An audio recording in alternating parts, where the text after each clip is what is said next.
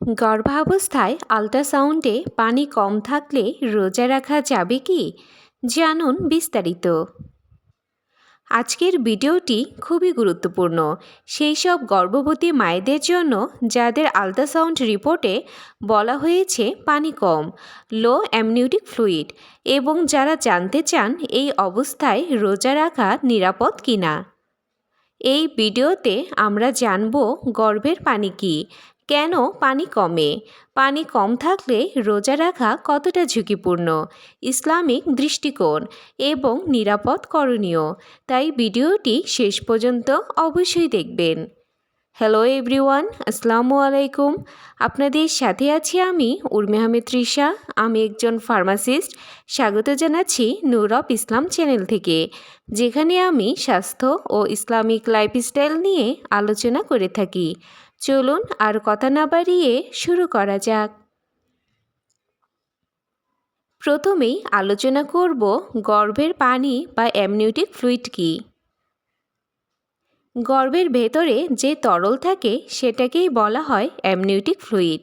এই পানি বাচ্চাকে আঘাত থেকে রক্ষা করে, বাচ্চার ফুসফুস ও অঙ্গ গঠনে সাহায্য করে, বাচ্চাকে নড়াচড়া করতে দেয়, নাভির তার চাপে পড়া থেকে বাঁচায়। সাধারণত আল্ট্রাসাউন্ডে পানি পরিমাপ করা হয় AFI বা অ্যামনিওটিক ফ্লুইড ইন্ডেক্স দিয়ে। এবার আলোচনা করব পানি কম মানে কি। সাধারণভাবে AFI 8 থেকে 18 সেন্টিমিটার মানে স্বাভাবিক, AFI 5 থেকে 8 সেন্টিমিটার মানে একটু কম, AFI 5 সেন্টিমিটারের নিচে মানে পানি কম। পানি কম থাকলে এটি মা ও বেবির জন্য ঝুঁকির সংকেত হতে পারে। এবার আলোচনা করব গর্ভাবস্থায় পানি কেন কমে। পানি কমার সাধারণ কারণগুলো: মায়ের শরীরে পানি কম খাওয়া, ডিহাইড্রেশন, রোজা বা দীর্ঘ সময় না খাওয়া, উচ্চ রক্তচাপ, ডায়াবেটিক্স, প্ল্যাসেন্টার সমস্যা। গর্ভাবস্থার শেষের দিকে পানি স্বাভাবিকভাবেই কিছুটা কমে। এখন দেখে নেওয়া যাক রোজা থাকলে শরীরে কী কী হয়।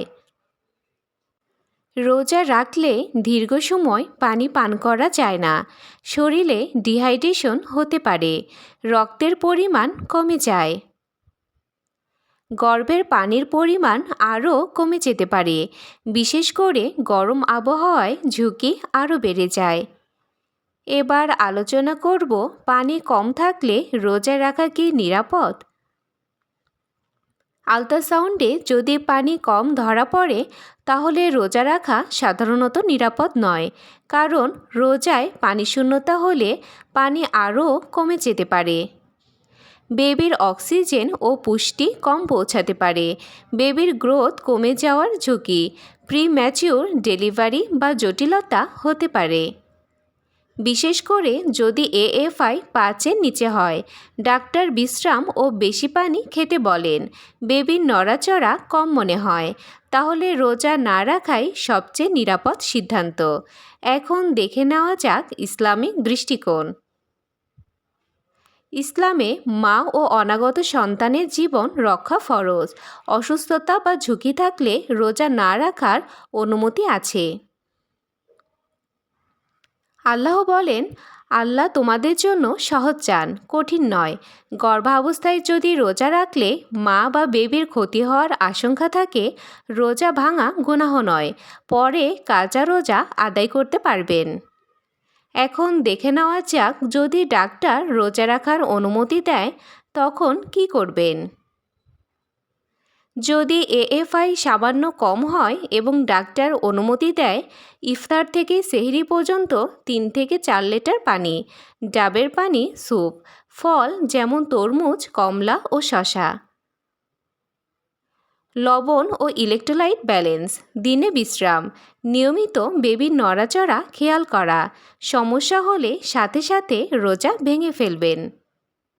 এবার আলোচনা করব পানি বাড়ানোর মেডিকেল উপায় কি কি।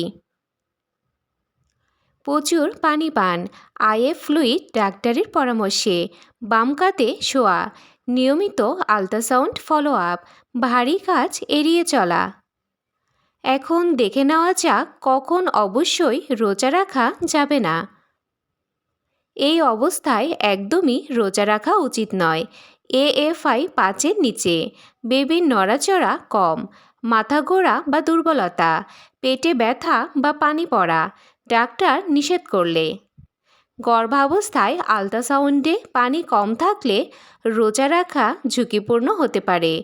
মা ও বেবির নিরাপত্তাই সবচেয়ে গুরুত্বপূর্ণ। ইসলামও এই ক্ষেত্রে রোজা না রাখার অনুমতি দেয়। সবসময় ডাক্তারের পরামর্শকে প্রাধান্য দিন। ভিডিওটি যদি আপনার জন্য উপকারী মনে হয়, লাইক দিয়ে আমাদের উৎসাহ দিন। কমেন্টে আপনার মূল্যবান প্রশ্ন বা মতামত জানান। এমন আরও গুরুত্বপূর্ণ তথ্য পেতে আমাদের চ্যানেলটি সাবস্ক্রাইব করে পাশে থাকুন। ভিডিওটি অন্য গর্ভবতী মায়েদের সাথে শেয়ার করে তাদেরও উপকার করুন।